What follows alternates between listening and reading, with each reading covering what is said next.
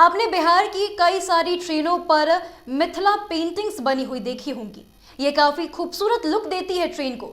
लेकिन क्या आपको पता है कि इन खूबसूरत पेंटिंग्स को बनाने के पीछे आखिर किसका हाथ है?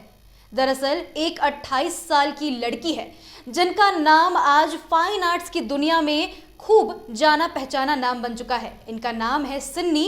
इनके पटना में 2 स्टूडियो है और एक बेगूसराय में भी स्टूडियो है।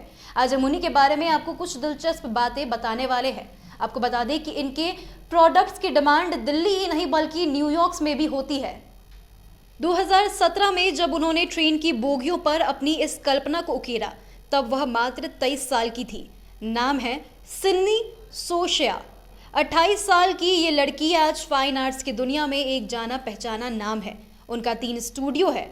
हर महीने वो 3 लाख रुपए सैलरी और किराया देती हैं। यही नहीं 2 दर्जन से ज्यादा लड़कियों को वो रोजगार भी दे रही हैं। देश की राजधानी दिल्ली से लेकर के न्यूयॉर्क तक में उनकी पेंटिंग और प्रोडक्ट्स की डिमांड है।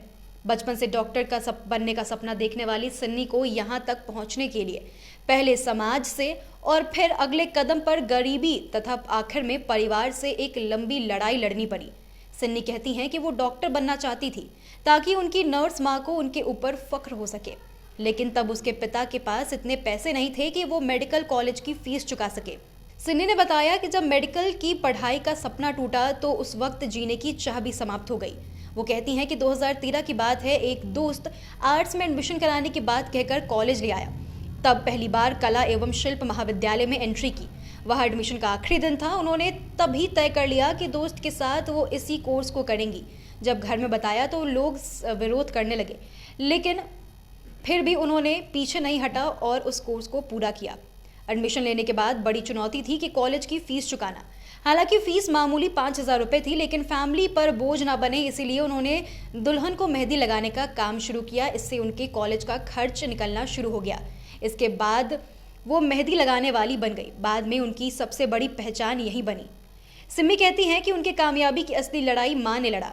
केवल 3 बहनें होने के कारण समाज के लोग अक्सर उन्हें ताना मारते थे।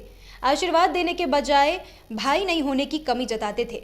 बहनों का जीवन प्रभावित ना हो इसलिए उसकी माँ ने संघर्ष किया और बहनों का जीवन प्रभावित ना हो इसके लिए उसकी माँ ने संघर्ष और त्याग कर उनकी बहनों का जीवन संवारा। वो कहती हैं कि उनकी माँ के त्याग का ही परिणाम है कि कभी ताना देने वाले लोग आज उसके काम की सराहना करते हैं। तो ये थी सिम्मी की कहानी। आज के सफलता से संघर्ष भरी कहानी में इतना ही। आप बने रहे न्यूज़ PR के साथ। धन्यवाद।